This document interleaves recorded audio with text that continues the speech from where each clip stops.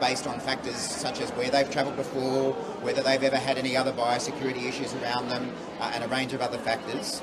If any of those passengers match the risk profile, as I did in this mock trial, then those passengers are screened and go through what I went through, which is being questioned, having shoes cleaned, having luggage examined, having detector dogs.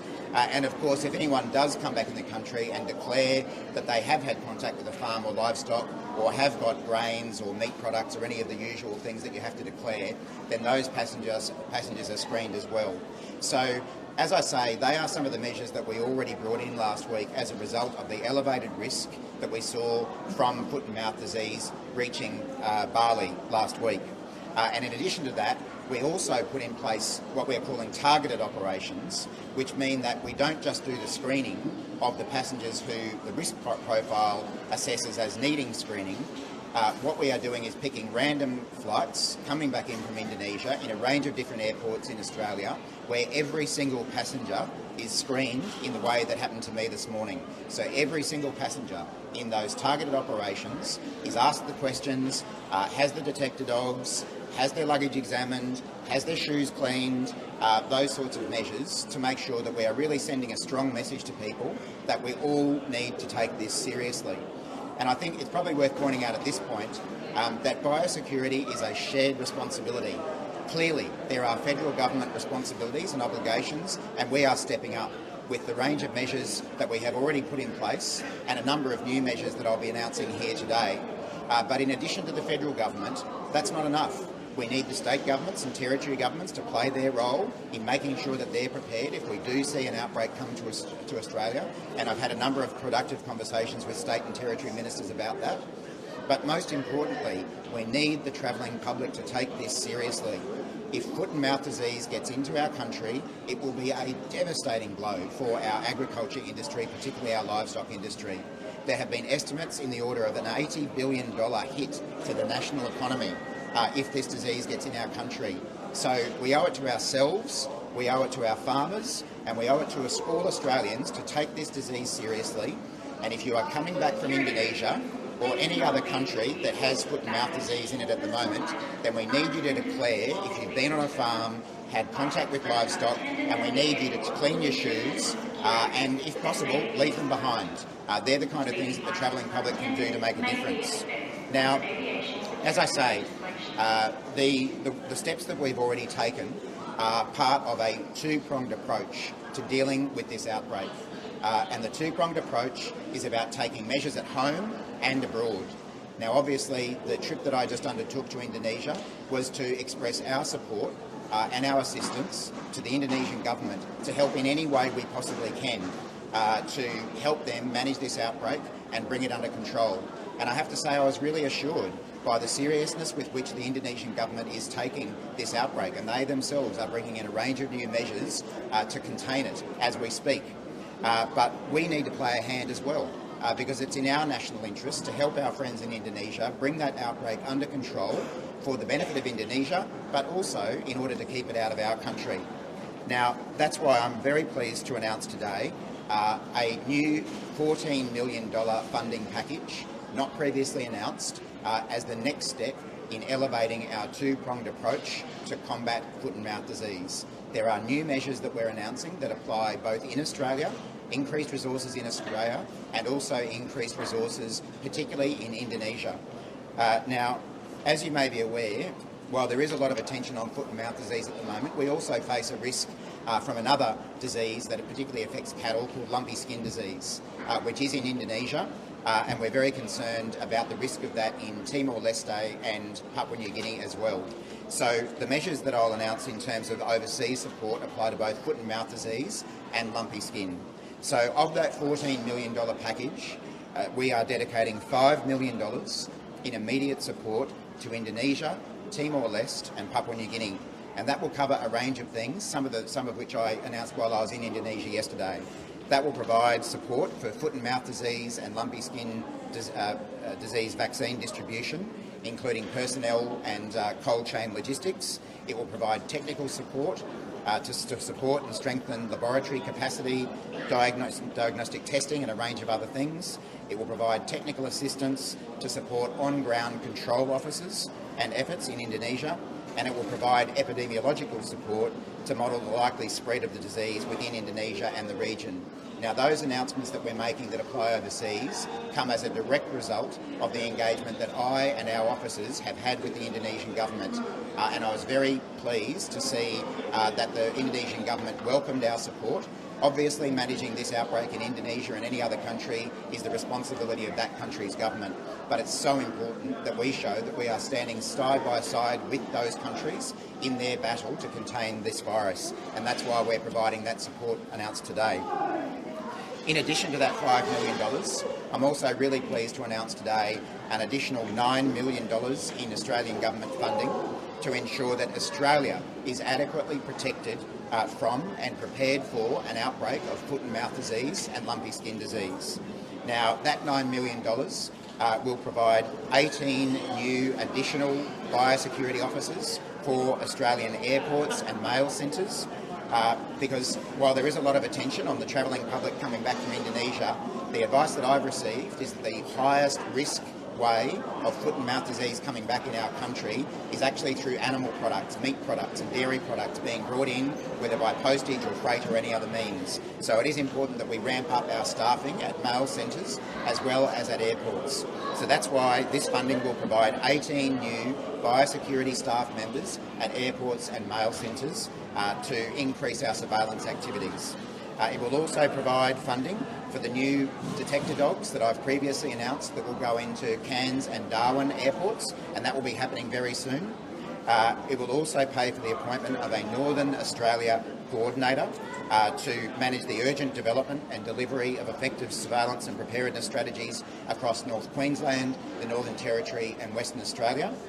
Now, the reason that matters is that particularly lumpy skin disease is a particular threat to the north of our country because, as I've been advised, the way that is most likely to get into our country is mosquitoes who are in any of Indonesia, Papua New Guinea or Timor-Leste, potentially being blown into Australia by wind, especially as we reach the disaster season and the cyclone season. So having that Northern Australia coordinator in place will play a particular role in making sure that we have effective measures on the ground in Northern Australia, which is particularly exposed to lumpy skin disease, but of course also to foot and mouth disease. That money that I've announced, the $9 million, will also support state and territory governments with their efforts to prepare for any possible outbreak. And finally, it will help pay for some of the targeted communication that I've already mentioned and that you can see here behind me. So that is significant new funding that's being allocated by our government, $14 million, split between $5 million overseas and $9 million in Australia. And that shows that we are prepared to continue ramping up our measures in response to the threat and, importantly, in response to the biosecurity advice that we receive. Now, I'm aware that both before I went away and while I've been away, there's been a whole range of ideas put forward by a range of people about what the government should be doing.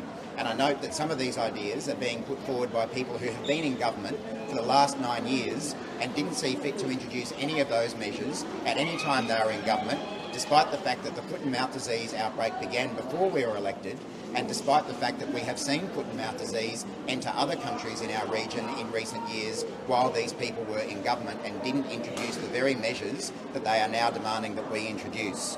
But I am aware that there is significant concern out there, particularly in rural Australia, because this would be a devastating blow to our agriculture industry. And we owe it to all of us as Australians to take the steps necessary to contain this outbreak and keep it out of our country. The federal government is doing our job and taking our share of the responsibility, and we will continue to take further steps as required based on biosecurity advice. I'm not just going to take a stab in the dark and do things because they sound good to people. The way we have largely managed COVID as a country over the last couple of years is by listening to experts about these things and doing things that work. And that's what I intend to do with this outbreak and any other biosecurity outbreak that we see threaten Australia. So these announcements today, as I say, are the next step in our two-pronged process, which we will continue to take from here on, taking strong measures at home, backed with real resources, backed by biosecurity advice, and also working with our international partners to make sure that they have the assistance they need to contain this outbreak going forward.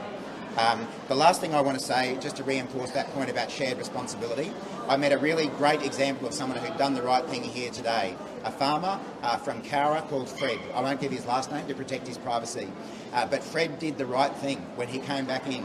I was having a chat to him because he'd been pulled aside for screening and questioning as well. That had happened because he had declared that he had been on a farm in the last 30 days. And that meant that he was subjected to screening and questioning. Now, Fred hadn't been on a farm while he'd been in Bali. Fred had been on his own farm in Cowra in the last 30 days. So even though it wasn't something that happened when he was overseas, Fred did the right thing by declaring that he'd been on a farm in the last 30 days, and therefore he had his shoes cleaned, he had his baggage examined, he had all the things that happen to people who declare their goods. It doesn't take a long time, it's not a massive inconvenience, but geez, it can make a real difference to helping our country stay safe. So my message to all Australians is be like Fred. Do the right thing, take this seriously, declare things if they might be a risk, clean your shoes. If we all do those kind of things, as well as see the federal government and the state government step up to the plate, then we can keep our country safe and we can keep our agriculture industry safe as well. I know that's been a lot, but it's an important issue and I wanted to cover the range of issues, but happy to take questions. Could I just clarify, the $5 million that you announced today for Indonesia, Papua New Guinea, Timor-Leste for those two diseases, that's on top of the 500 that you announced yesterday? Yes. So Yeah. it's new money completely. Well, so to be clear, while I was in Indonesia, I made two announcements. One was that we have secured and will provide 1 million vaccines for foot and mouth disease, and we will be providing them to Indonesia. We expect them to arrive in early August, so quite quickly. And that 1 million is contained within the 5 million that I've announced today. But in addition to that, while I was in Indonesia, I announced another $500,000 from the Australian Government to Meat and Livestock Australia, which will assist them work with their Indonesian partners, particularly in the feedlot industry.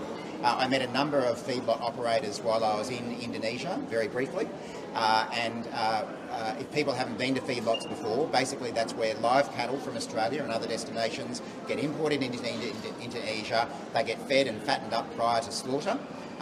And the risk there is that you, in many cases, have thousands of cattle within those feedlots. So they are obviously a particular risk, and that money that we provided to Meat and Livestock Australia will help them work with Indonesian feedlots to make sure they have the best possible biosecurity practices and maintain control of the outbreak there.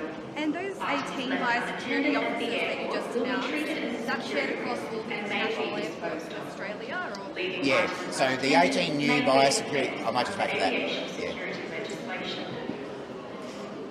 The 18 new biosecurity officers that we're funding from today's announcement will be spread across a range of different Australian international airports as well as mail centres, because as I said, in fact, the highest risk of foot and mouth disease coming into the country is via mail, is by someone posting some sort of animal product or something like that, which then gets into the animal feeding cycle. For instance, you know, if someone were to bring in a piece of salami or some other processed meat that happened to have traces of foot and mouth disease in it, if someone had some of the salami and then chucked the rest in their food scraps for their animals, that potentially takes it into the animal feeding cycle and then it can be spread from there. So that's a very high risk, and that's why we're targeting mail centres as well.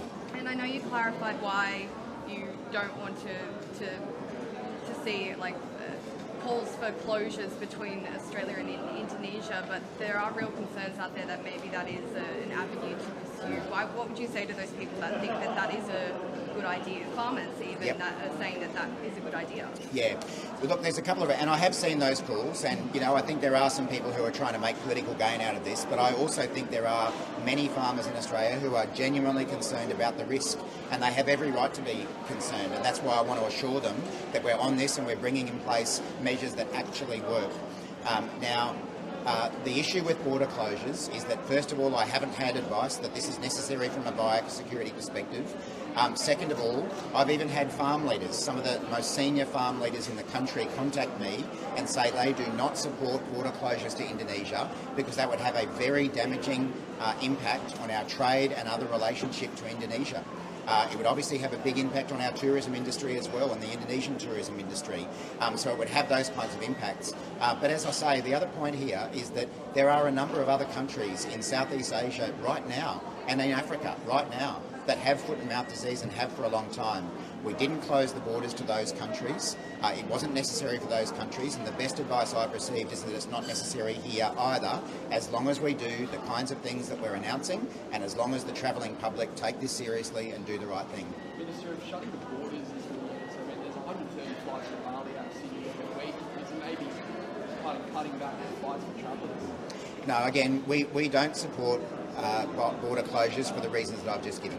Yeah, but not border closures, but maybe limits Or restrictions. on Yeah, again, the advice that I've received is that it's not necessary for us to either close or restrict our borders. And as I say, it's not just the Minister for Agriculture saying this. Some of the most senior farm group leaders in the country are saying they do not support border closures or border restrictions because of the damaging impact that would have on our relationship with Indonesia, and because we don't do it with any other country that has foot and mouth disease.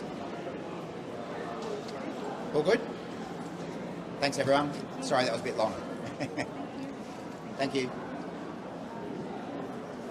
I might now have another pat of Finlay if that's all right.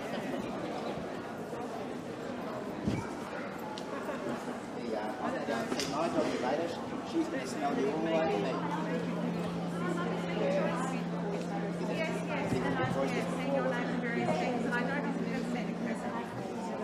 Yeah, no worries. I just want to ask you.